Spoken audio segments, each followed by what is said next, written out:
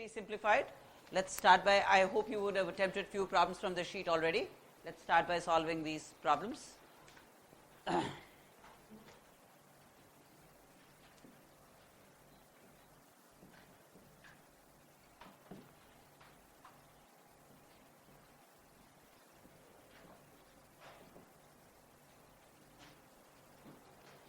So, the first problem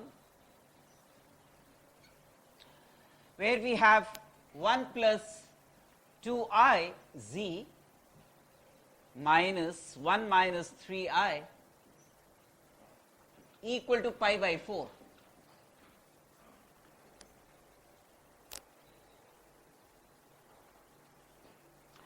Equal to pi by 4. Now, this is a situation that we have looked argument of this, argument of this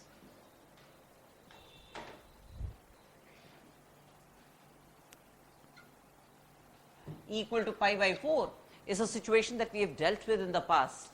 If you remember, this will, if I take 1 plus 2I common, then this will become like a argument 1 plus 2I plus argument z minus 1 minus 3I divided by 1 plus 2I equal to pi by 4,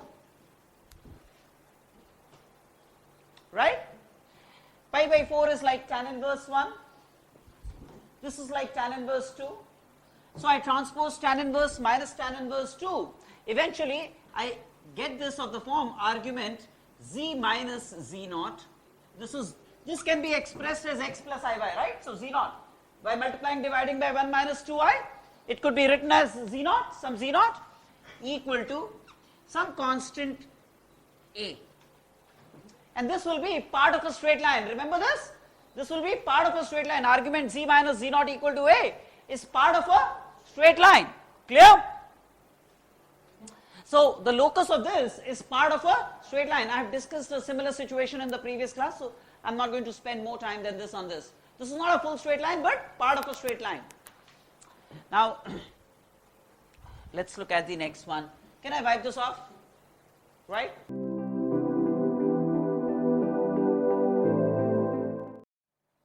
In the next problem, root 2 mod z plus 1 equals z minus I. Z is a complex number. We want to find the number of solutions to this. Now, no matter what z is, real or complex, the left hand side is always real, right? Because it's modulus, which is a real number, into root 2. That means z minus I must also be a real number. Z minus I must be a real number. So, if z minus I is a real number, let me call z minus I as x, where x is a real number, right? So, z could be written as I plus x root 2 mod, I write this z as I plus x. So, eventually I have to solve for x, right? So, this is like x plus 1 plus I equal to x. Yes or no? Now, this is never negative. This is never negative. So, x must be strictly greater than 0, must be greater than 0. Whatever value of x emerges out of this must be a positive real number, right? So, I need to solve this equation for those real values of x that are positive, right? So, let us square both sides. On squaring both sides, twice x plus 1 whole squared plus 1 equal to x squared, right? Or we have x squared plus 4x plus 2 equal to 0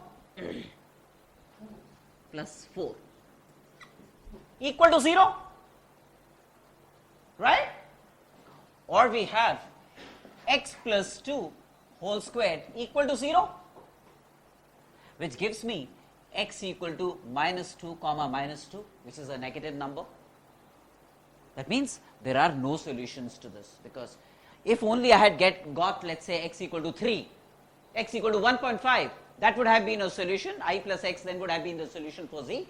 But x equal to minus 2 is unacceptable, because if this has to be satisfied, x ought to have been positive. X ought to have been positive. So there are no solutions in z for this equation. There are no solutions, real or complex. No solutions, real or complex. Okay? Got me? Let's look at the next one. That sounds all right, isn't it?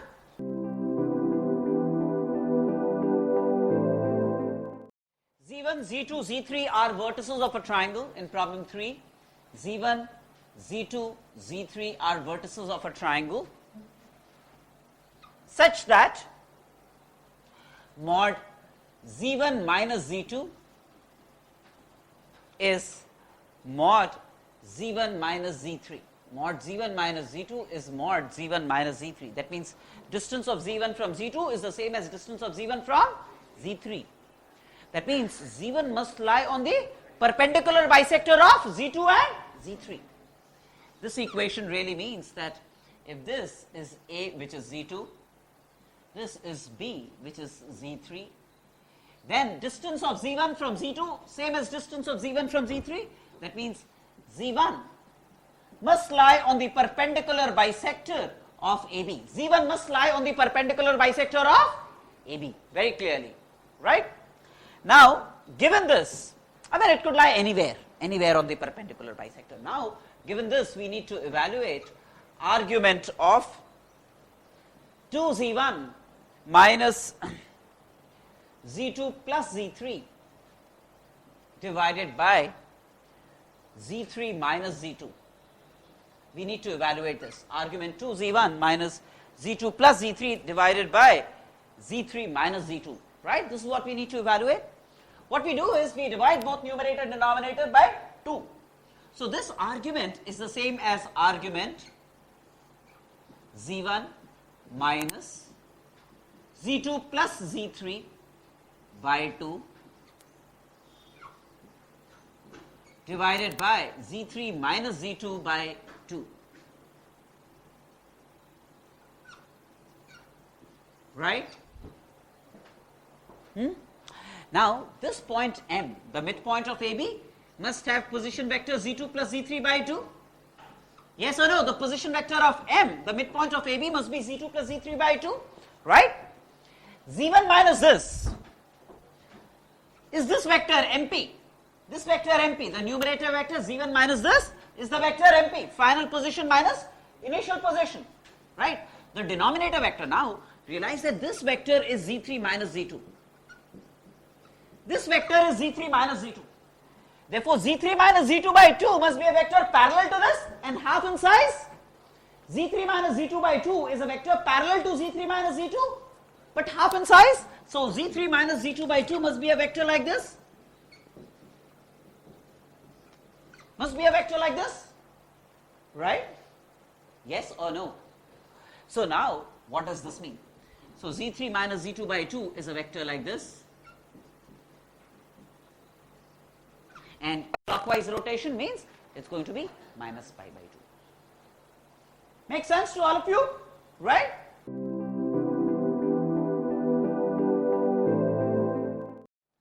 Problem 4.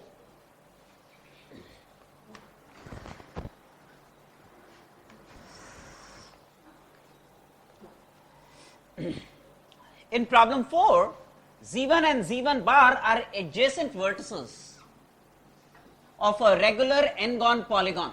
Z1 and Z1 bar, A1 which is Z1, A2 which is Z1 bar, are known to be adjacent vertices of a regular polygon whose center is the origin. So, see, this is A1 whose position vector is Z1. Now,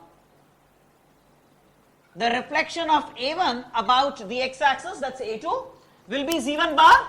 The conjugate of A1 would be a mirror image about the x-axis, right?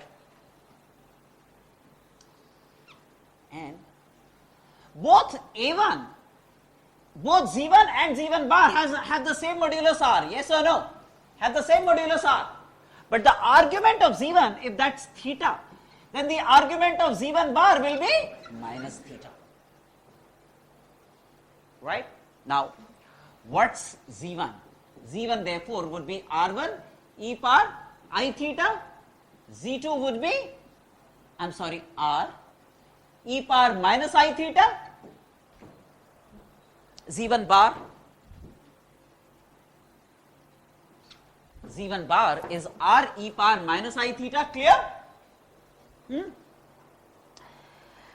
Now it's given that imaginary part of z1 bar divided by real part of z1 is 1 minus root 2, is 1 minus root 2. Imaginary part of z1 bar divided by real part of z1. Now, what is z1 bar?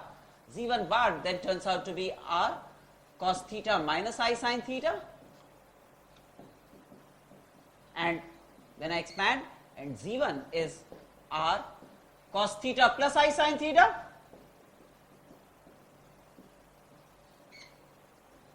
right? So what's imaginary part of z1 bar? Minus r sin theta. What's the real part of z1? R cos theta, right? So when I plug into this, I get minus tan theta equal to 1 minus root 2, right? So tan theta is root 2 minus 1. Tan theta therefore is root 2 minus 1. Now, notice that if A1 and A2 are adjacent vertices with O as the center, that means of a regular polygon, then this angle between A1 and A2 is 2 theta. The number of sides of the polygon would be how many 2 thetas? How many 2 thetas in full 360 degrees? How many 2 thetas in full 360 degrees would be the number of sides of the polygon, right? That means the number of sides of the polygon would be 2 pi divided by 2 theta will give me how many 2 thetas are contained in 2 pi, yes or no? That means I need 2 theta, instead of theta I need 2 theta, clear? Right? Now what we do is, let's see if nature obliges, because tan theta equal to root 2 minus 1 is not a value known to me, right? I don't know theta from tan theta equal to root 2 minus 1. But can I remove the clutter from here? However,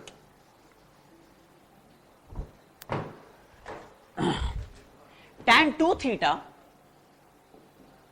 let me find tan 2 theta, which is 2 tan theta by 1 minus tan square theta. Yes or no? Right? So this then turns out to be 2 root 2 minus 1 divided by a square minus b squared, a plus b into a minus b, a plus b which is root 2 into a minus b is 2 minus root 2. Right? If I take root 2 common from this will become 2 and this will become root 2 minus 1, isn't it? So this is like 2 root 2 minus 1 divided by, taking root 2 common from this becomes 2 and this becomes root 2 minus 1, therefore this becomes 1. Hey, now I know 2 theta. 2 theta is pi by 4, right? So 2 theta is pi by 4. Now I can proudly and loudly say theta is pi by 8. I didn't know the value of tan pi by 8. I mean, if I had scanned through books and scanned through trigonometric tables, I would have said theta is approximately pi by 8, right? But now from this, very clearly 2 theta is pi by 4 and therefore this becomes 8. This becomes 8. So the number of sides of the regular polygon is 8. Clear?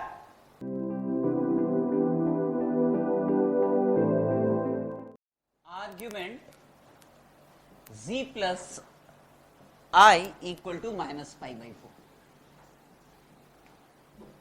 So the locus of z, very clearly again a situation that we've discussed before, z equal to minus I is this,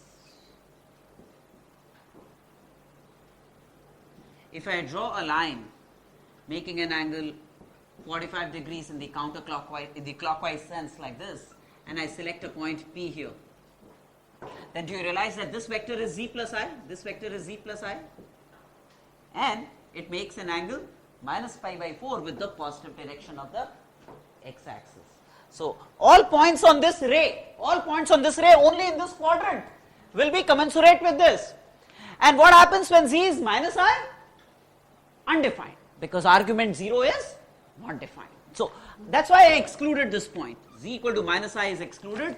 The rest of the ray in the fourth quadrant, all points on this will be z such that argument z plus I is minus pi by 4. That is how it goes.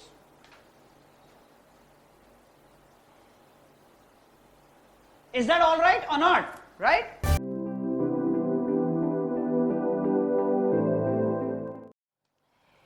In a triangle ABC, z1, z2, z3 is inscribed in a circle mod z equal to 5. So, in this triangle, the vertices A, which is z1, B, which is z2, C, which is z3, they are all points on this circle mod z equal to 5. That means this is a circle with center the origin and radius 5. This is a circle with center the origin and radius 5, right? That means this is the circumcenter of this triangle. That means the circumcenter of this triangle is the origin. The circumcenter of this triangle is the origin. Clear? And ZH be the orthocenter. ZH be the orthocenter. So now, in the triangle A, which is z1, B, which is z2, C, which is z3,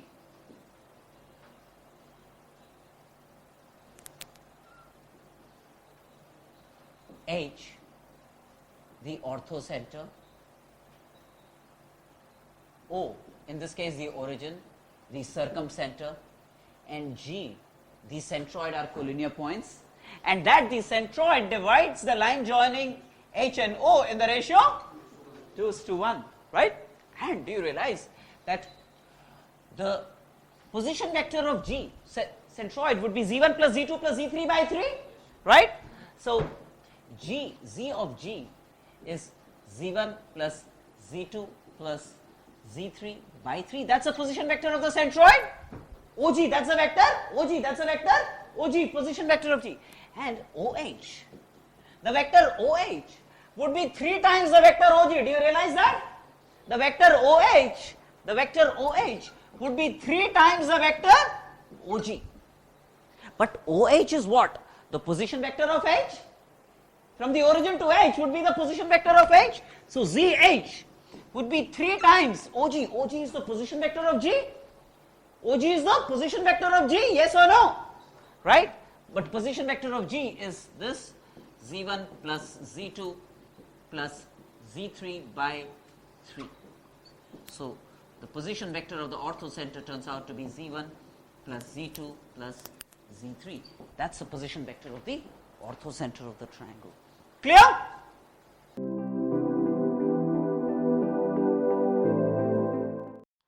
In problem 7, we want to find the sum 1 plus 1 by omega, 1 plus 1 by omega squared, 2 plus 1 by omega, 2 plus 1 by omega squared, going this way up to n terms. Hey, 1 by omega actually is omega squared, and 1 by omega squared is omega, right? So, what we have is r plus omega. See, this is 1 by omega is omega squared into r plus omega. 1 by omega squared is omega, right? We have a summation of this kind where r equal to 1 to n, right? This then is summation r squared plus r into omega plus omega square plus omega cube, r equal to 1 to n. But what's omega plus omega squared? Minus 1. And what's omega cube? 1. So then this summation reduces to summation r squared minus r plus 1, r equal to 1 to n.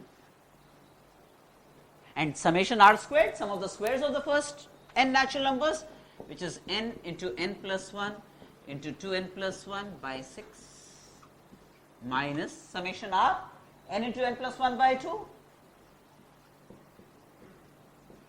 and summation 1 n. Fairly all right?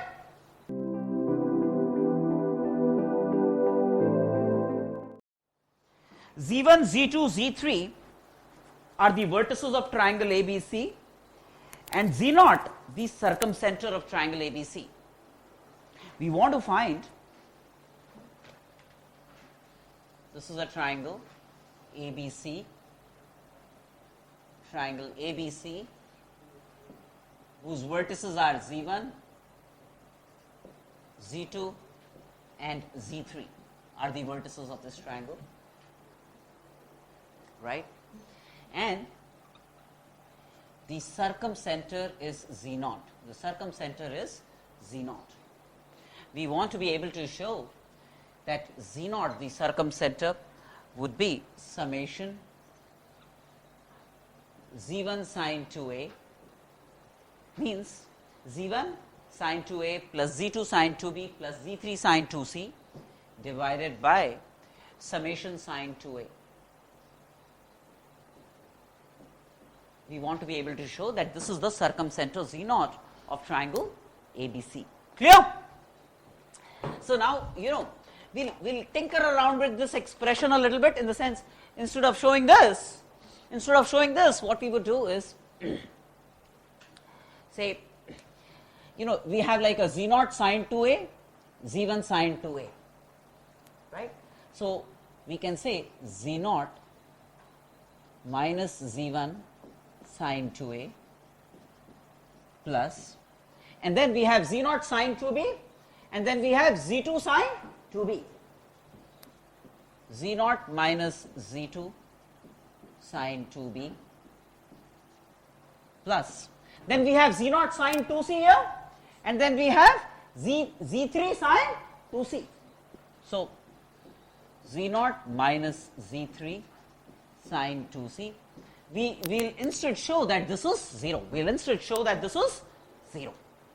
Then the problem is solved, right? Clear? Okay.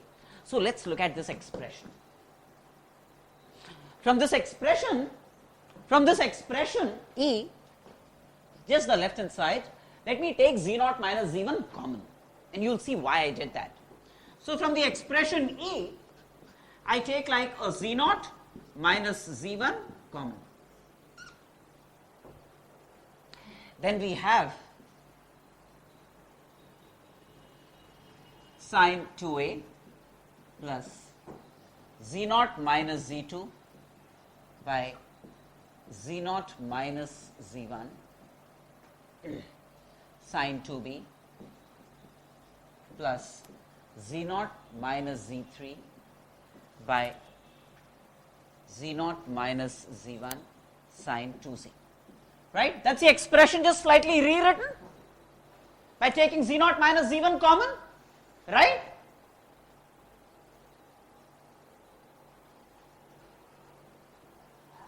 Now, let's evaluate these vectors Z0 minus Z2 and Z0 minus Z1, for example. Okay.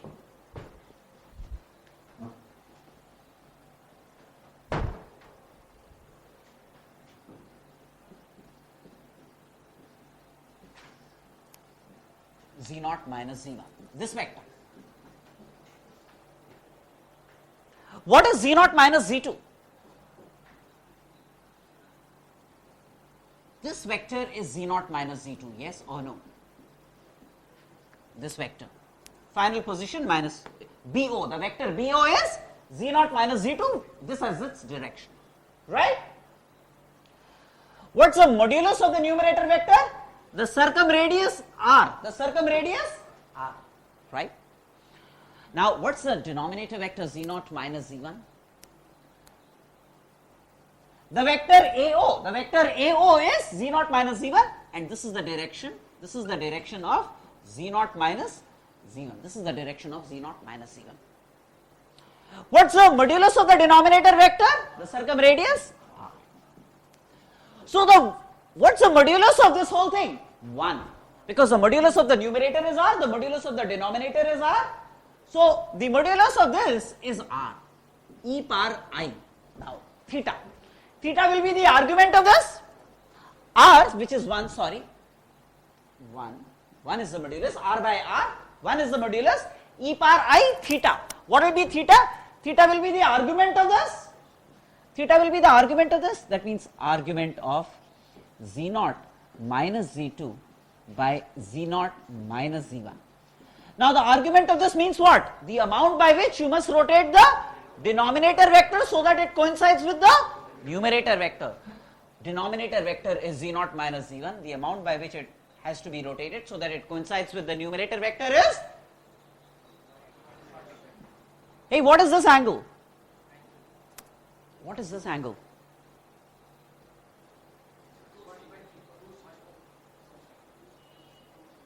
2c. Why? See, what is this angle?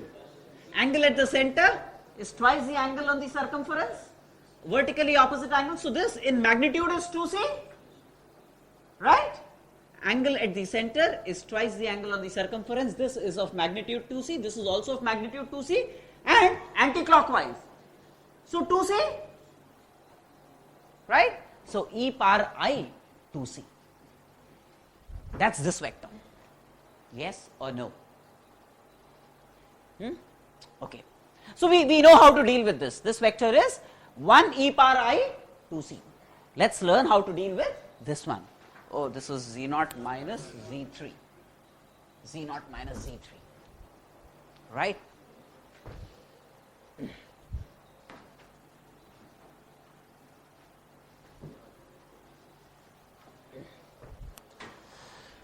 Now again, like before, z0 minus z3 is the distance between z0 and z3. Modulus of this will be the distance between z0 and z3, which is the circumradius.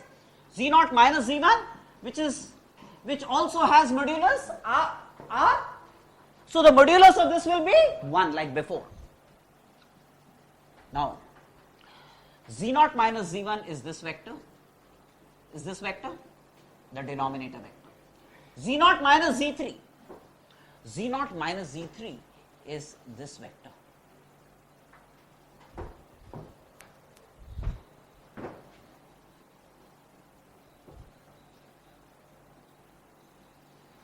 This vector is z0 minus z3. This is the direction of z0 minus z3, right?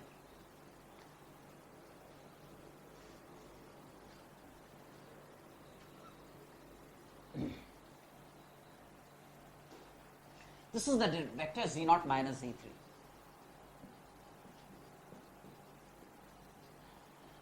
And this is the vector z0 minus z1. The amount by which you must rotate the denominator vector so that it coincides with the numerator vector. See? This angle. What is this angle? Clockwise. See?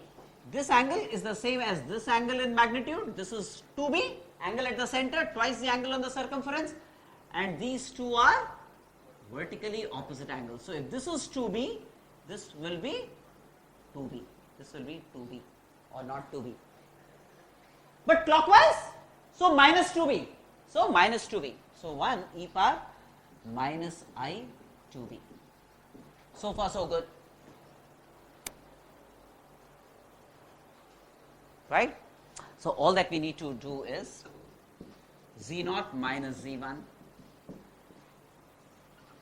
sine 2a plus this vector z0 minus z2 by z0 minus z1 is e power I 2c sine 2b plus Z0 minus Z3 by Z0 minus Z1 is e power minus I 2b sine 2c, right? So we just need to perform the last rites on this, okay? The rest is really mundane.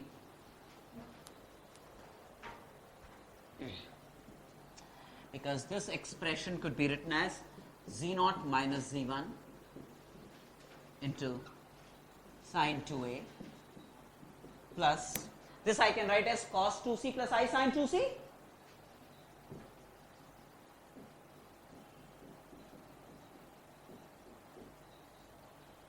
Sine 2b plus cos 2b minus I sine 2b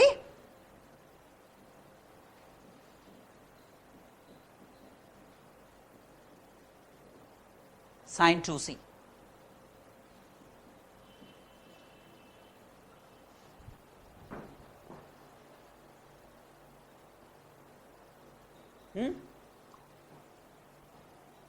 See, I sine 2c 2b minus I sine 2b 2c will get cancelled. The imaginary parts have got cancelled. What remains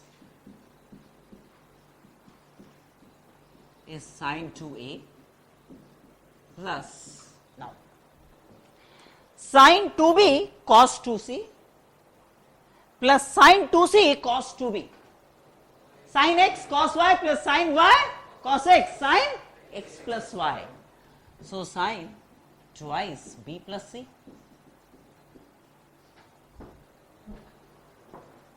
Which is 2 pi minus 2a.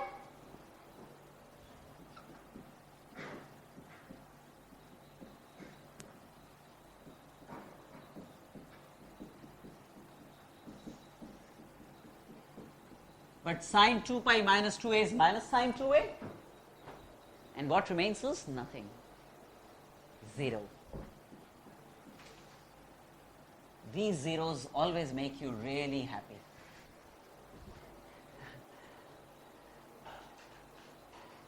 Is it not?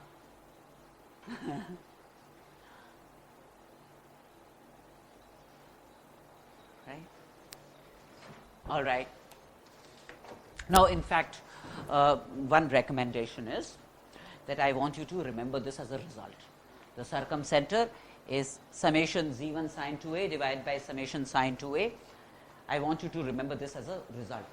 And if the circumcenter is the origin, then Z0 will be 0, then summation Z1 sine 2a will be 0. Z1 sine 2a plus Z2 sine 2b plus Z3 sine 2c will be 0 if the circumcenter of the triangle is the origin. That means if Z0 is 0. I want you to remember this result. Okay.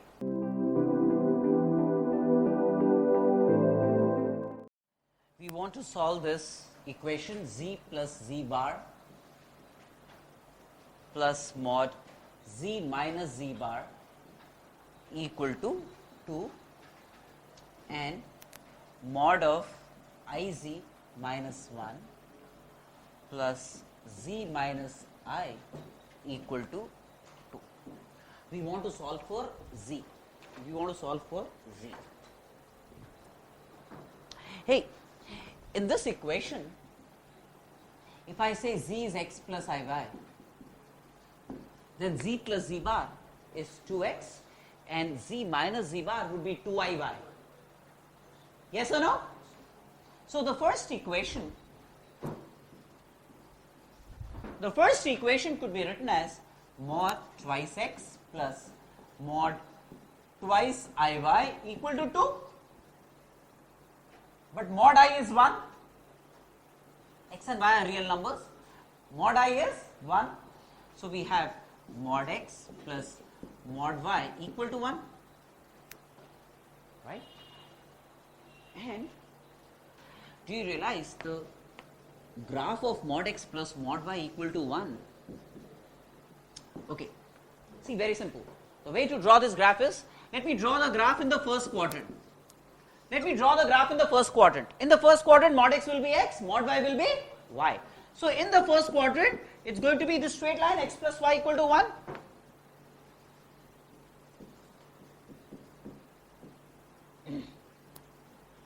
So what we can call this is, in terms of z, this is like I and this is like 1. In terms of the complex number, this is the complex number 1 and this is the complex number I. Yes or no? In the first quadrant. Now, if you replace x by minus x, nothing changes. That means it's symmetric about the y-axis, isn't it? That means if x comma y is a point on the graph of this function, then minus x comma y will also be a point on the graph of this function. But x comma y and minus x comma y are symmetric about the y-axis, mirror image is about the y-axis.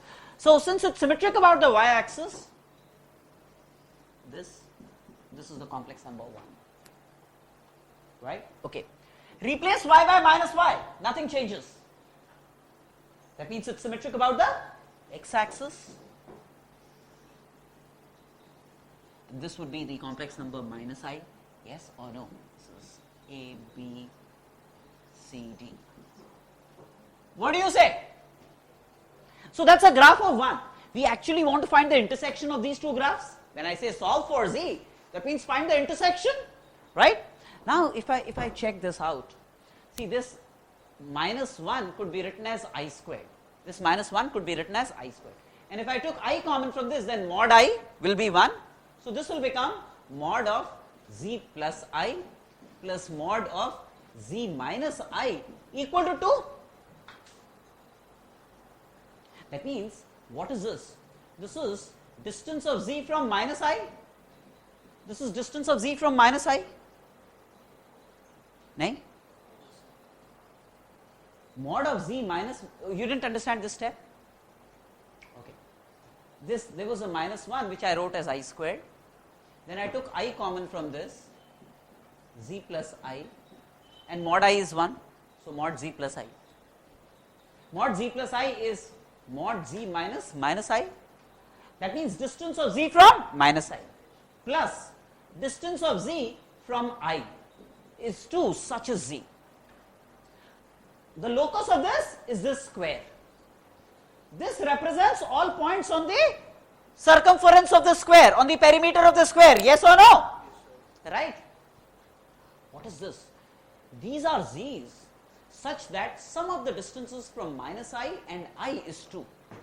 Do you realize that z could lie anywhere here? For this, distance from I and distance from minus I will be 2 units. This is 1 unit, this is 1 unit. Yes or no? So equation 2 represents all z's lying on AC. All z's lying on AC is equation 2. Yes or no? And equation 1 represents all points on A, B, C, D. What are the points of intersection? A and C. A and C are the points of intersection. Therefore, the solution to this simultaneous equation would be z equal to I or minus I. Z would be I or minus I. So the solution is z equal to I, z equal to minus I. I'll repeat everything. Okay. So did you understand how I drew the graph of this? Okay, from this point onwards. See, this equation. Did you understand how I got this? No. Okay. What does this mean? This is z such that its distance from minus I, this is the distance of z from minus I. Mod of z minus a is what? Distance between z and a. So this is distance between z and minus I. What is this? Distance between z and I. And that turns out to be 2. Do you realize that if z were to be lying anywhere on AC, then this is mod z minus I, this is mod z plus I. And this will always be 2 because this is 1 unit, this is 1 unit. That means if there is a z lying anywhere on AC, then this equation will be satisfied. Any z lying between A and C. See, last class I told you mod z minus z1 plus mod z minus z2 is mod z1 minus z2. Is any point on the line joining z1 and z2, same thing. This plus this is the distance between I and minus I, and the distance between I and minus I is 2 units, right? So z could lie anywhere on AC. From this z could lie anywhere on ABCD. So where do the two graphs intersect? At A and C. Therefore, what's the solution to this system of equations? Z equal to I or minus I. Z equal to I comma minus I is the solution set. Is the solution set. Make sense? Let's look at the next one.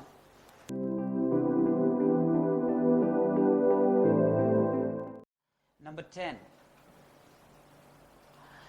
For a complex number z, we want to find the minimum value of mod z plus z minus cos alpha minus I sin alpha.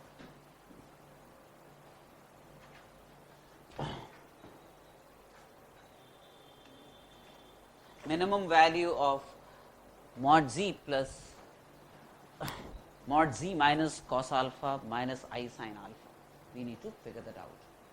Hey, this z naught equal to cos alpha plus I sin alpha is what? Is a point, mod z naught is 1, its distance from the origin is 1 unit. That means z naught lies on a circle with center, the origin and radius 1, right? And this expression is mod z plus mod z minus z naught plus z minus z naught. Right? Now, where does z naught lie? Z naught lies on a unit circle centered at the origin. Z naught lies on a unit circle centered at the origin. 1 unit. Z naught lies on a unit circle centered at the origin. Now, if say M was any moving point z, which is this. If M was any moving point z, let me just draw it a little better so that you know I have flexibility. Z naught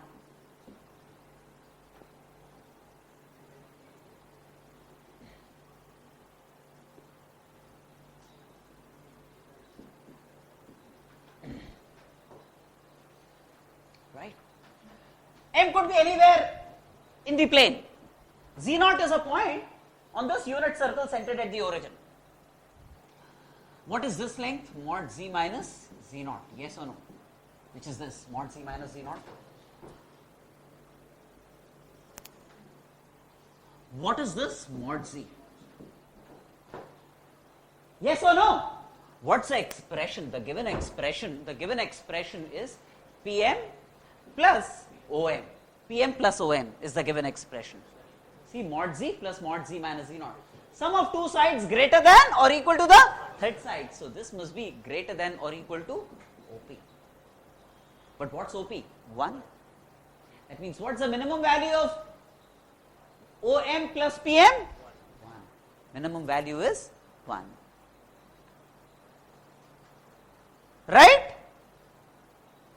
Clear now? Pm plus Om will always be greater than or equal to OP. That's a triangle inequality. The other way you could have handled this is very ordinary algebra. There is no rocket science. I could have just done the following. See, mod z1 plus mod z2 is always greater than or equal to mod of z1 plus z2. Okay? So this is like mod z1 plus mod z2, which will be always greater than or equal to, what I could have done is, I could have written this as z naught minus z. Mod of z naught minus z is the same as mod of z minus z naught, isn't it? Right? So mod of z1 plus mod of z2 will always be greater than or equal to mod z1 plus z2. That means mod of z naught. But mod of z naught is 1. So the minimum value of this is 1. That's an algebraic way of looking at it. This was a geometric way of looking at the problem. Right, Abhishek? Simple? Yes? Huh?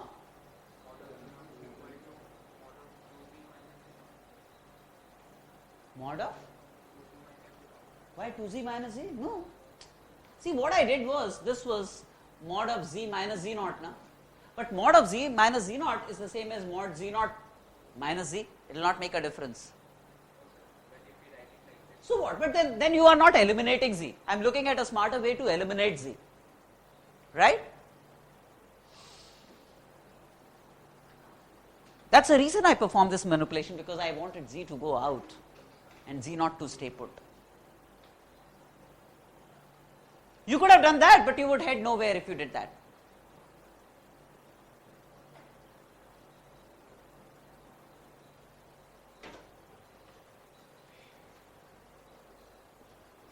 Problem 11. Mod z minus z1 by mod z minus z2 is a constant. Will represent a circle with inverse point z1 and z2 as discussed in the previous class. Right? It should not be 1. That constant should not be 1. In this case, z1, z2 are two fixed complex numbers. We will assume that z1 plus z2 is not z1 squared plus z2 squared. We will assume that. Right? That constant should not, because if it's 1 or 0, if it's 0, then of course it's not, then z will be the same as z1, and if it's 1, then z will lie on the perpendicular bisector of the line joining z1 and z2, right? So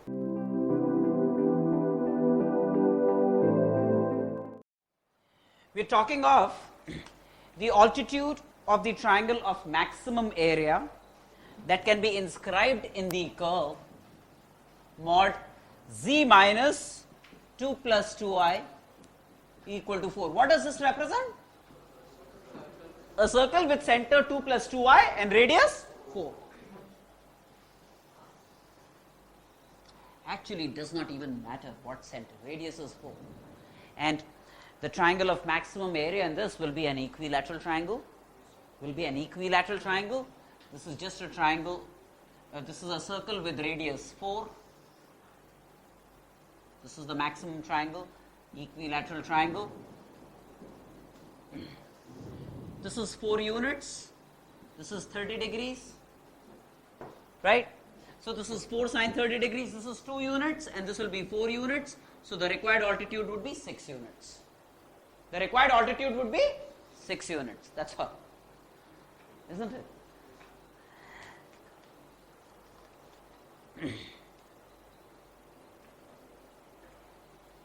Is that all right or not all right?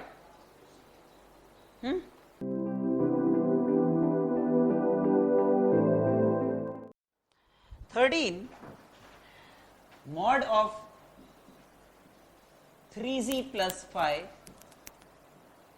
plus mod of 3z minus 10 minus 5 is given to be 10. We want to find the locus of z. Really? Z plus 5 by 3 mod of z minus 5 by 3 is 10 by 3. This complex number is minus 5 by 3 here. This complex number is 5 by 3 here. Distance of z from minus 5 by 3 plus distance of z from 5 by 3 equals this distance, which is 10 by 3. So P could be anywhere on the line joining A and B, isn't it? Because this length PA is distance of z from minus 5 by 3, and this PB is distance of z from 5 by 3. This statement is actually PA plus PB is AB. AB is actually 10 by 3 units. If this was greater than 10 by 3, let's say it was 11, if this was 11, greater than 11 by 10 by 3, then it would have been a point on an ellipse with foci A and B. If this right hand side was greater than 10 by 3, then sum of two sides greater than the third side, P would be not lying on AB but would be lying outside AB. P would then describe an ellipse if this right hand side was greater than 10 by 3. Right?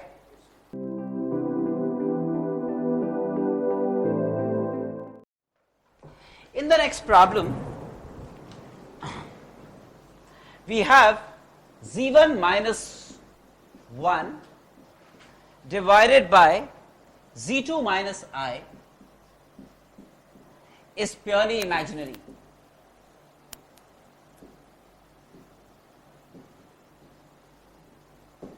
And z1, I1 and z2, z1, I1 and z2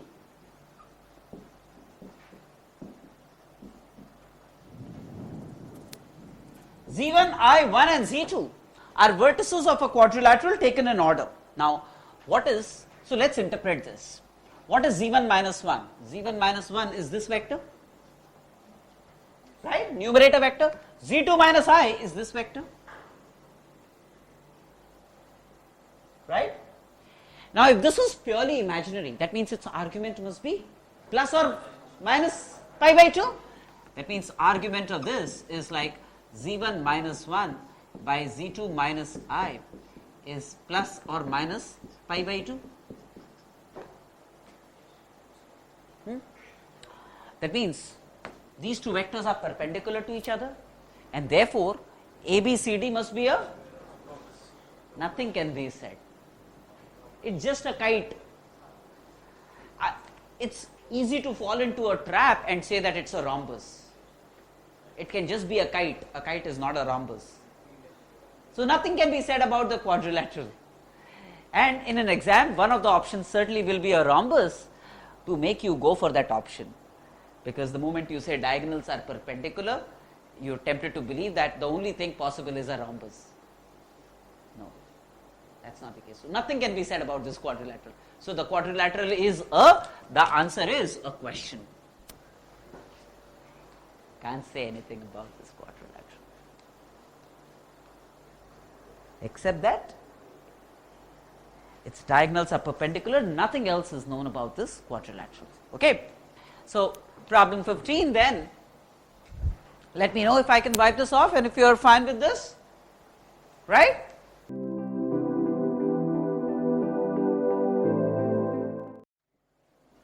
Argument Z is I times real Z. We want to solve for Z. Zabardast. Argument Z cannot be complex. It has to be real. Argument Z can never be complex, right? So argument Z is always real, purely real if you like to say that. And real Z cannot be complex. So this is I times real Z is purely imaginary. I times real Z is purely imaginary.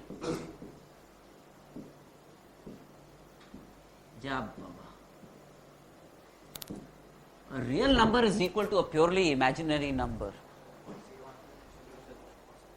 Now, so the only thing you need to explore is Z equal to 0. But if you explore Z equal to 0, the left hand side will be undefined. You would be for a moment tempted to believe that, well, this must be 0.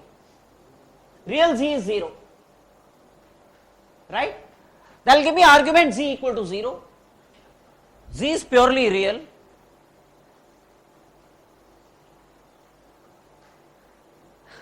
What does it give you? No solution. No solution. It gives you no solution. Argument Z is real.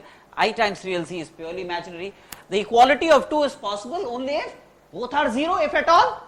Argument Z equal to 0 and I times real Z equal to 0. I times real Z equal to 0 will give me real Z equal to 0.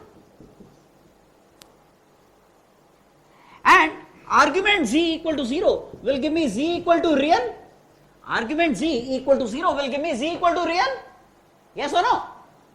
Argument Z equal to 0 will give me Z equal to any real number, positive real number. Yes or no? Now, real Z equal to 0, where Z is real, that means Z must be 0. Real Z is 0. Real Z is 0. That means, and Z is real. So the only possibility is Z equal to 0. Yes or no? Check this out. Real Z equal to 0. That means, and Z equal to real. See, this gives me Z lying only on the x-axis. Z lying only on the x-axis. Real Z equal to 0 is Z lying on the y-axis. On the y-axis. That means intersection of these two is only the origin, Z equal to 0. But if you plug in Z equal to 0, the left hand side would be undefined. Argument Z. Right? Z equal to 0 is the only one that you needed to explore. But that will cause the left hand side to be undefined. So, z equal to 0 is not a candidate. No solutions to this equation, no solutions to this equation, real or complex. Clear?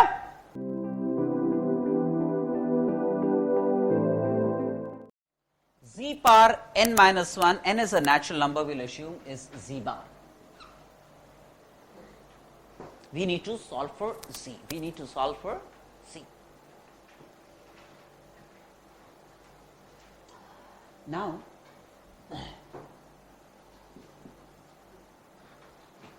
assuming n is not 2, see if n is 2, then we get z is z bar. If n is 2, we get z is z bar, and that happens every time z is a purely real number. For n equal to 2, any real number will satisfy this equation. Any real number z will satisfy this equation. Z equal to z bar is true for all real numbers, right? But when n is not 2. So n equal to 2, we have this trivial result, z must be real for this, right? But when n is not 2, then look at this. We have z power n minus 1 equal to z bar.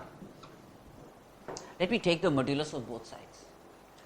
On taking the modulus of both sides, mod z to power n minus 1, mod z bar will be the same as mod z.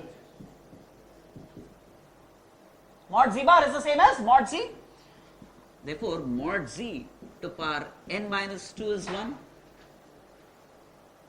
But n is not 2. N is not 2. That means mod z must be 1. Mod z must be 1, right? That's the only possibility. That's 1. Now, if mod z is 1, this is not enough. So, one thing I know is that z lies on a unit circle centered at the origin. Z lies on a unit circle centered at the origin. That's certain. What else? Now, come back to this mother equation. This is like z power n is zz bar. Z power n is zz bar. But zz bar is mod z squared, which is 1. Because mod z is 1, so that gives me z power n equal to 1. Yes, z is an nth root of unity. Z is an nth root of unity. So all solutions here would be z is e power I 2k pi by n. K will be 0, 1, 2 up to n minus 1. These would be permissible values of z, the n roots of unity, the n roots of unity, right?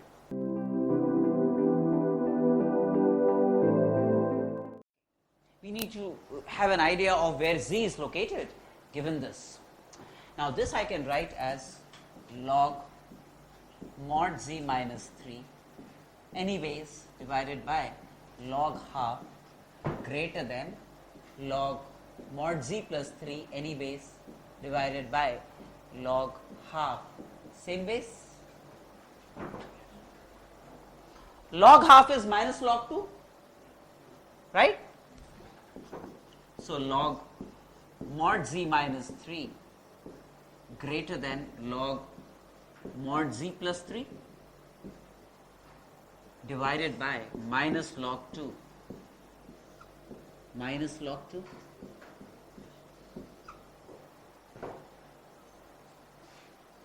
If I multiply by minus log 2 both numerator denominator to both sides, then the direction of the inequality will change because minus log 2 is a negative number. So if I multiply throughout by minus log 2, then the direction of the inequality will change. So which means log mod z minus 3 less than log mod z plus 3. This is what it means, right? Mod z minus 3 must be less than mod z plus 3 because logarithm is a monotonic function. If log a less than log b, a must be less than b, right? And now this really means, all that it means is, this is x, this is y, this is minus 3, this is 3. It means z is such that its distance from minus 3 is more than its distance from 3. Its distance from minus 3 must be more than its distance from 3. Now that can happen if z lies to the right of the y axis, then its distance from 3, which is mod z plus 3, will be less than its distance from minus 3, that is mod z plus 3. Yes or no? If z lies somewhere here to the right of the y axis, then it will be closer to 3 than it is to minus 3, which is what we want. It should be closer to 3 compared to minus 3. Its distance from 3, left hand side, must be less than its distance from minus 3. And if z is here, then this will represent real z. Real z therefore must be greater than 0. Real z must therefore be greater than 0. This point will be real z, isn't it? Greater than 0. Fine, no?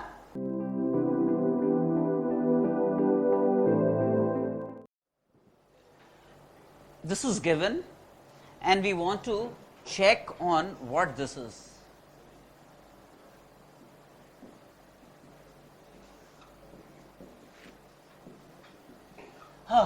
Okay. All that you need to do is just make a very simple observation. This is actually mod of 2z1 plus 1 plus 2 plus 3z2. Yes or no?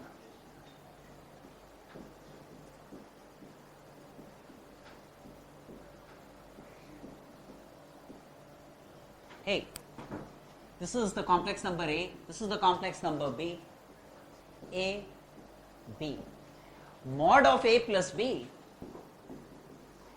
will be equal to mod A plus mod B if they are located like this. This must be the vector A, for example, OA, and this must be the vector B. This must be the vector B. This must be the vector A, and this must be the vector B, because now mod A plus mod B, and this length would be mod of A plus B. Right? That means A and B are parallel vectors. That means A, which is 2z1 plus 1, is parallel to B, which is 2 plus 3z2. These two are parallel vectors. Yes or no? Therefore, can I say that argument of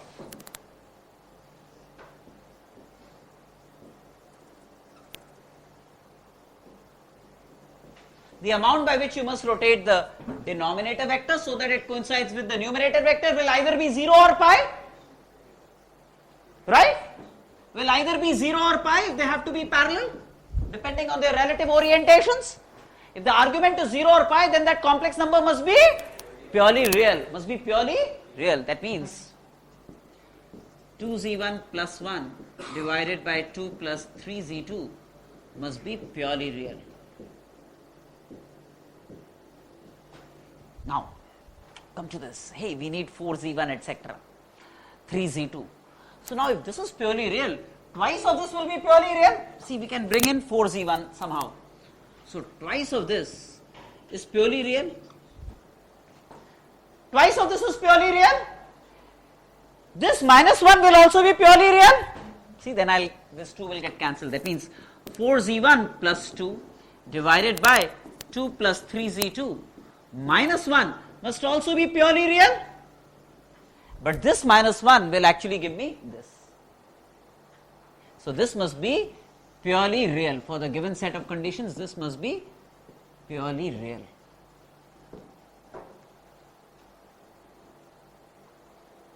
Right? Yeah? You lost somewhere now? Okay, did you understand that this is purely real? So this minus 1 will be purely real. Real number minus a real number will be a purely real number. But what is this minus 1? 2 will get cancelled. 4z1 minus 3z2 by 2 plus 3z2. That must be a purely real number. Clear?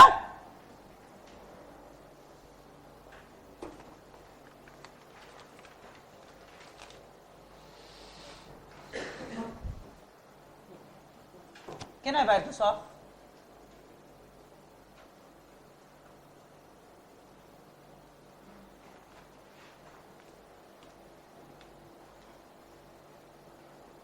Right, Zishan?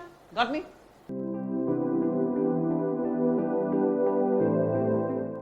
Now 19.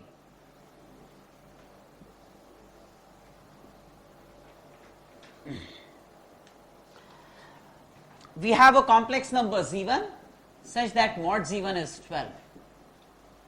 That means Z1 would be lying on a circle centered at the origin and radius 12. Such is the location of Z1. Z1 lies on a circle centered at the origin and radius 12. Now, mod Z2 minus 3 plus 4i equals 5. What can you say about Z2? Circle Z2 lies anywhere on a circle centered 3 plus 4i and radius 5. Okay. So now what we are seeking to do is, so there are several values of Z1, any point lying on this circle, several values of Z2, any point lying on that circle. So for different Z1, Z2s lying on this circle, you will have different values of mod Z1 minus Z2 for different Z1s lying on that circle and for different Z2s lying on that circle. We want to be able to find the least value of mod Z1 minus Z2. We want to be able to find the least value of mod Z1 minus Z2. Now, let's first draw the two circles properly. Mod Z1 equal to 12 is this circle. This is mod Z equal to 12. Any point on this circle will be Z1. Any point on this circle will be Z1, right? Its center is the origin. This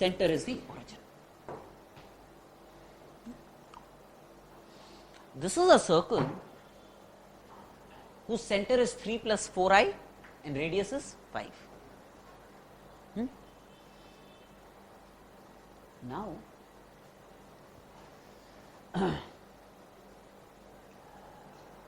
the distance between 3 plus 4i, the center of the circle, and the center of this circle is 5 units.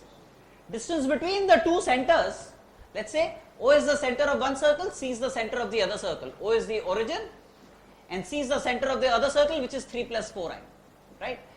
This distance would be mod of 3 plus 4i minus 0, that means 5, which is the radius of this circle. The center of the circle is 5 units away from the origin of this circle. That means origin lies on this circle. See, then that means this circle that we are talking of must be something like this. Its center C is 3 plus 4i. Its center C is 3 plus 4i, causing this to be 5 units. That means this circle, the second circle must pass through the center of the first circle. The second circle, this circle, must pass through the center of the first circle. Yes or no? Right? Now, all points here are Z1s. All points here are Z2s. So, if I take a Z1 here and a Z2 here and a Z1 here, this would be mod Z1 minus Z2. If I take a Z2 here and a Z1 here, then this would be mod Z1 minus Z2. Now, realize that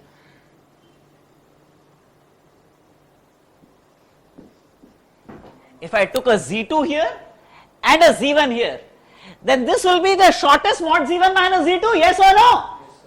Yes, PQ will be the smallest Z1 mod of Z1 minus Z2, right?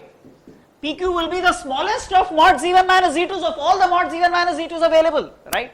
And O to Q would be 12 units, the radius of the bigger circle. O to P would be the diameter of the smaller circle, 10 units. So PQ would be 2 units. PQ would be 2 units. So the smallest possible value of this is 2 units. The smallest possible value of this is 2 units. Thank you. Right now? You a little confused? Anyone? Sounds okay?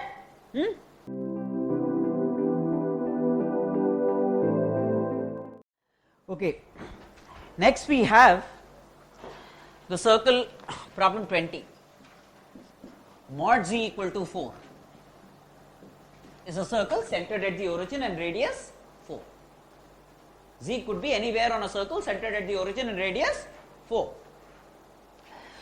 And there is another curve, z squared minus 1 by z squared plus 1 is purely real. These are two curves, a circle, and there is another curve in which z's are purely, z squared minus 1 by z squared plus 1 is purely real. These are two curves. Now, they intersect at exactly 4 points A, B, C, D.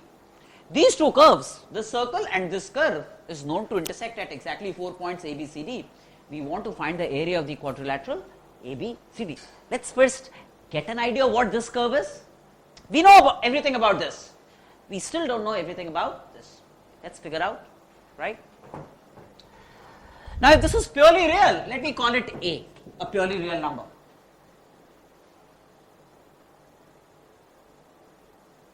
Right? Then when I apply componendo dividendo,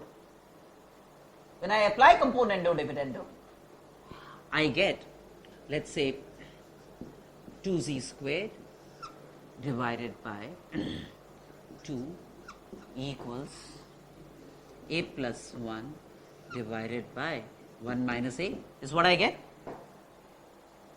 On applying componendo dividendo, numerator this plus this, denominator this minus this, 1 minus. Right? This is what I get on applying componendo dividendo. That means, and a is a real number, so this is a real number. So essentially this curve reduces to z squared equal to purely real. Now, if z squared is purely real, what can you say about z? Either z will be purely real or it will be purely imaginary. Because if it's purely imaginary, 3i for example, then its square will be purely real. So can I say that z will be either purely real or purely imaginary, yes or no? Z will either be purely real or purely imaginary. Right? That means purely real means z can lie anywhere on the x-axis. Purely imaginary means z will lie anywhere on the y-axis. That's as far as this curve. So this curve represents the coordinate axis. It represents the coordinate axis. Y equal to 0 and x equal to 0. Yes or no? This curve represents the coordinate axis. Clear? Now what about this circle? This is this circle with this point being 4, this point being minus 4, this point being 4i, and this point being minus 4i is this circle mod z equal to 4, right? And its intersection with this curve, that means the coordinate axis will be these points A, B, C, D at the intersection points, which is this good looking square. Area of this would be half of 8 into 8. Half of 8, this is 8 units, this is 8 units. Half of 8 into 8, 32 square units is the area of this quadrilateral. Do you realize what I am saying? Half of 8 into 8. Half of the product of the diagonals, because this could also be looked upon as a rhombus. This is alright. So half of 8 into 8. 32 square units. Area of this is going to be half of AC into BD. So which is half of 8 into 8, which is 32 square units, which is 32 square unit, right?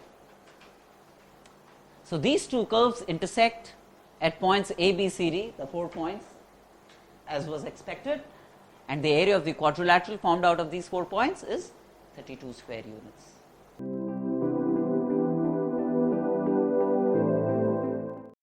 It's given that z2 by z1 is given to be purely imaginary.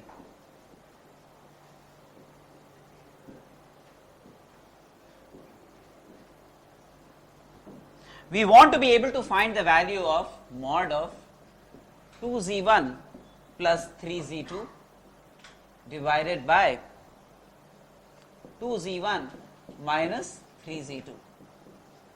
You want to find the value of this. Okay.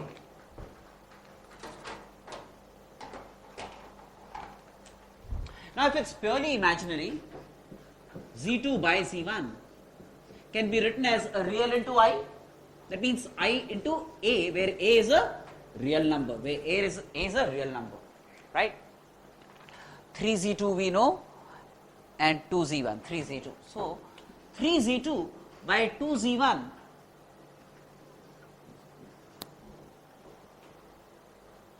will be this, yes or no? Which is, say, I times some b, where b is also real, b is 3 by 2a. Apply componendo dividendo. 3z2 plus 2z1 divided by 2z1 minus 3z2. This is 1, ib plus 1 divided by 1 minus ib. Yes or no? When I apply componendo dividendo, right? I hope you realize that. 3z2 by 2z1 is ib, applying componendo dividendo. This is what we get, ib plus 1 by 1 minus ib. And now if I take the modulus of this, modulus of this numerator would be root b squared plus 1, b is a real number, denominator would also be b squared plus 1, so this will be 1. Clear?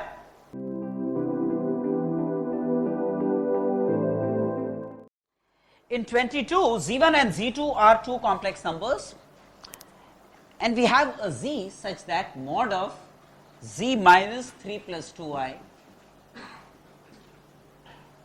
is equal to real z 1, argument of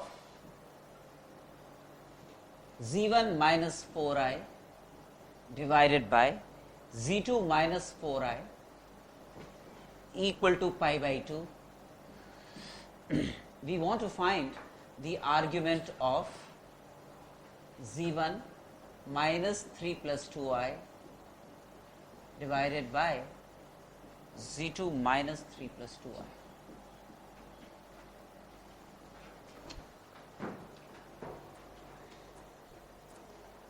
Geometrically. All right.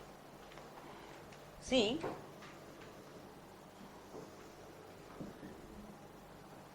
three plus 2i is a point here, z0, which is 3 plus 2i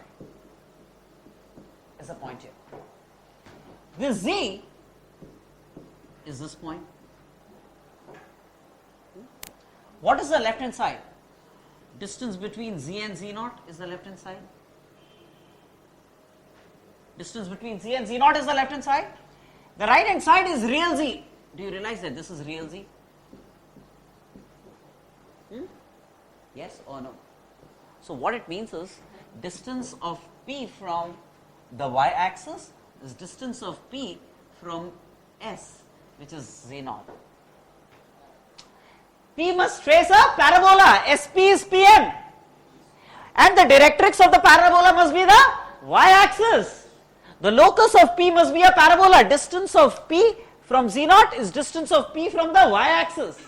That means the locus of P must be a parabola. So one thing is sure, that P must describe a parabola. P must describe a parabola, and the y-axis must be the directrix. The y-axis must be the directrix of that parabola. SP is PM, right? Now, this is the focus, all right. This is the directrix. The parabola, therefore, cannot open this way. It has to open rightwards, right? Therefore, you would expect the parabola to open this way, right? I'm sorry, badly drawn parabola, but this is the axis of the parabola. This is meant to be the axis of symmetry, right? You could draw it better in your notebook, but let me do a better job on this. I'm not liking it. Let me draw a better parabola.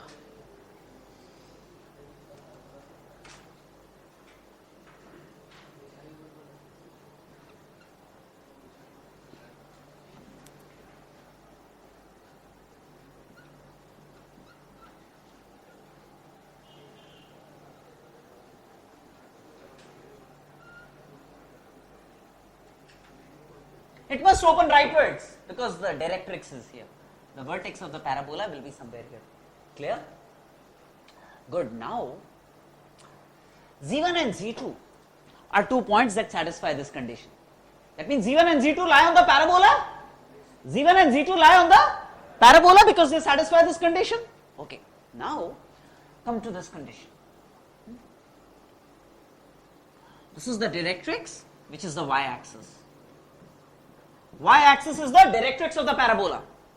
And this point 4i is a point on the y-axis, is a point on the directrix.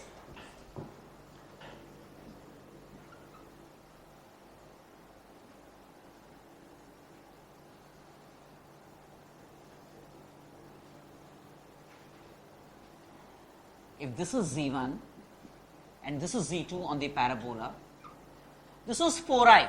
This is the point 4i on the directrix, right? This vector would be Z1 minus 4i, and this vector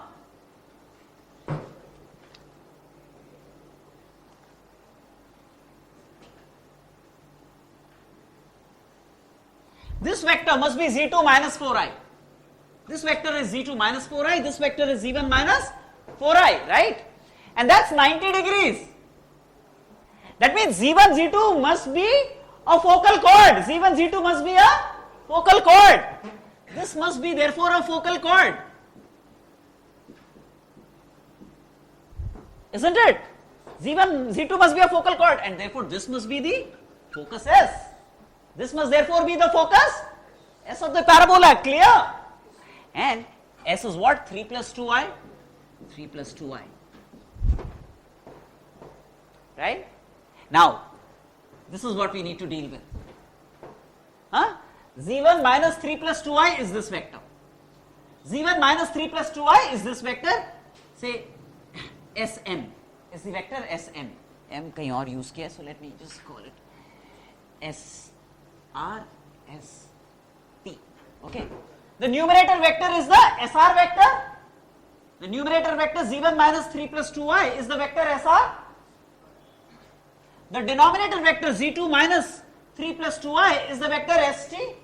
The amount by which you must rotate the denominator vector so that it coincides with the numerator vector is pi. Is pi, right? So this argument must be pi. Why? Because Z1 minus 3 plus 2i, Z1 minus 3 plus 2i is the vector SR. Z2 minus 3 plus 2i is the vector ST. Remember, if this rings, it gets permanently etched in history, because I can get so vocal, extremely torturous with my words. Whose was that? Switch it off. Huh? Before I switch you off.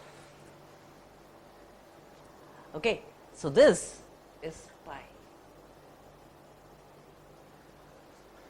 It's not that just because I am being captured, I will not use words that I want to, right? I will enjoy that luxury always. So that's pi, yes or no, right? But for the time being, I'll give you an opportunity. Don't let it happen again.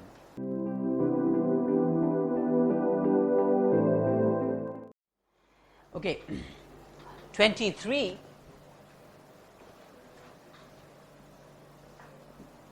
Complex numbers Z1, Z2, Z3 are associated with vertices A, B, C of a triangle.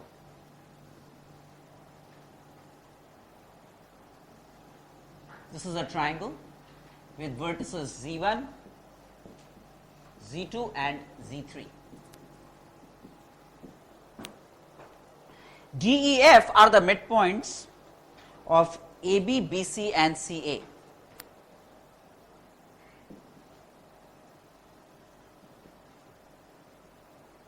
And CA.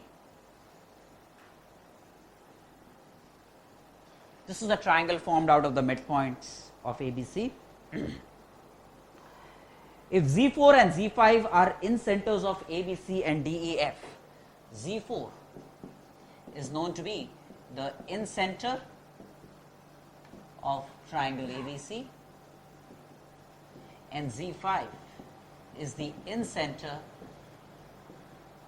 of triangle GEF.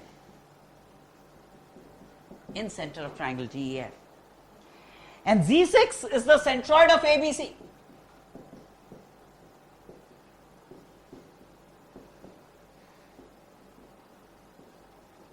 We want to be able to connect Z4, Z5 and Z6. We want to be able to connect Z4, Z5 and Z6.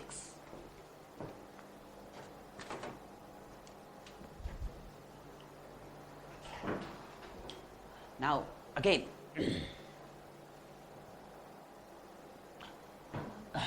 what is this? Z2 plus Z3 by 2, right? Midpoint of BC will have position vector Z2 plus Z3 by 2. This Z1 plus Z3 by 2. This will have position vector Z1 plus Z2 by 2. Yes or no? Right? Now, let me first find the incenter of triangle ABC. See, incenter of triangle ABC would be this side into Z1 plus this side, length of this side into Z2 plus length of this side into Z3. That will be the incenter of triangle ABC, right? AX1 plus BX2 plus CX3 by A plus B plus C. Remember that? Divided by A plus B plus C, right? So, incenter Z4 of triangle ABC would be AZ1, A is the side, plus BZ2 plus CZ3 by A plus B plus C. Yes or no?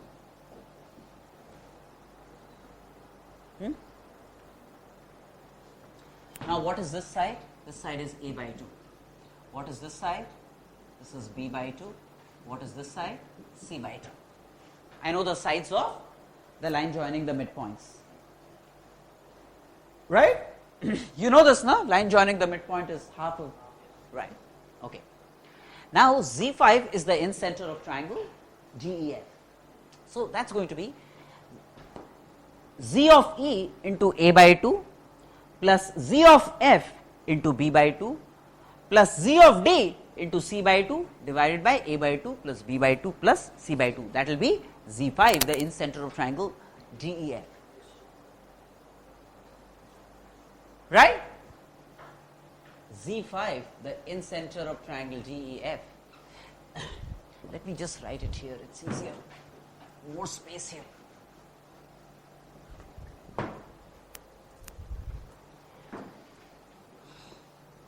Z5 is going to be A by 2,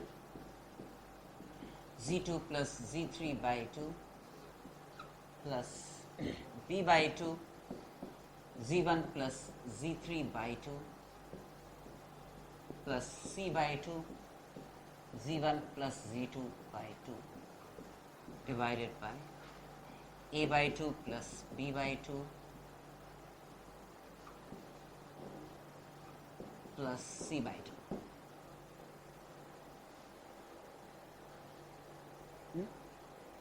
Right?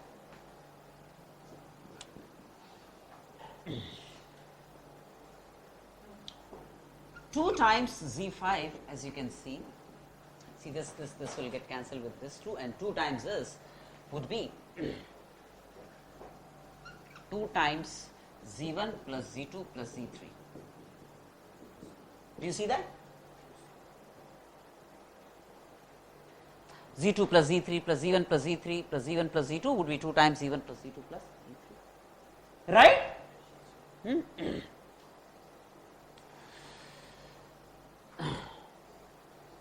Oh, sorry. I'm so sorry. I stand corrected there. I missed out this. Sorry. I'll just fix this. A times Z2 plus Z3 plus B times Z1 plus Z3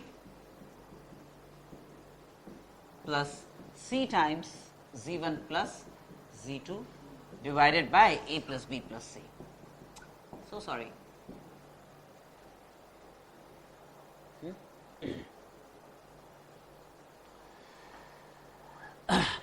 Now, notice, let me add 2z5 to z4, because when I do that, see, it will be a into z1 plus z2 plus z3, b into z1 plus z2 plus z3, c into z1 plus z2 plus z3 divided by a plus b plus c, right. So, let me add 2z5 to z4. So, when I add 2z5 to z4, then I get a plus b plus c into z1 plus z2 plus z3 divided by a plus b plus c, right.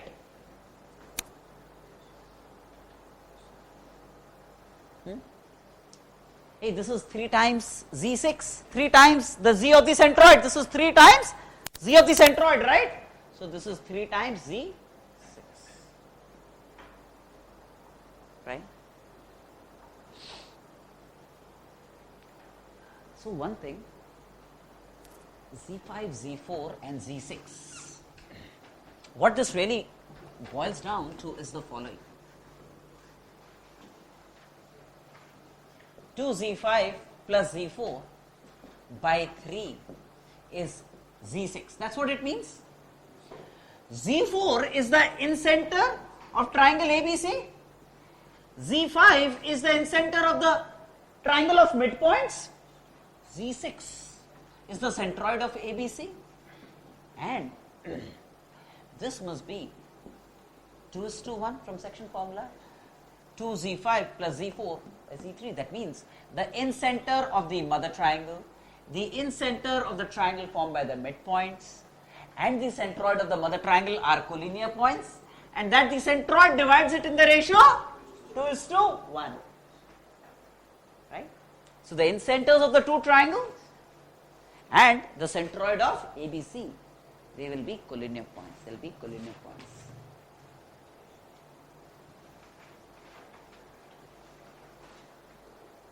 Right? Got me, no?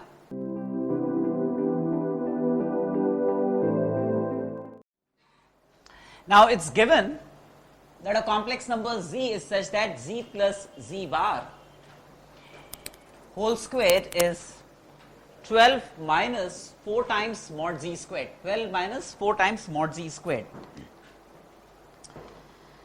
We want to find the maximum mod z.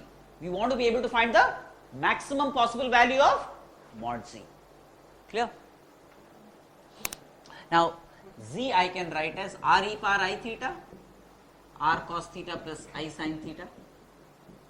I want to be able to find mod z max. I want to be able to find mod z max given this condition, right. Now, z bar, as you can see, would be r cos theta minus I sin theta, z plus z bar would be 2r cos theta. What is r? R is mod z. So, we are seeking the largest value of r. R is mod z, isn't it? Mod z is r. We are seeking the largest possible value of r given this condition, right now. Now, what is z plus z bar? 2r cos theta. So, this is like 4r squared cos squared theta equals 12 minus 4r squared, mod z is r. Right? We are seeking the largest value of r. What varies? Theta. I am varying theta and I am seeking the greatest value of r, which is mod z. Now, very clearly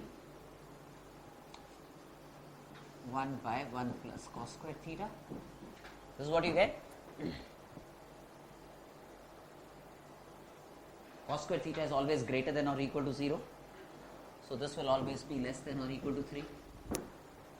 Therefore, r squared less than or equal to 3.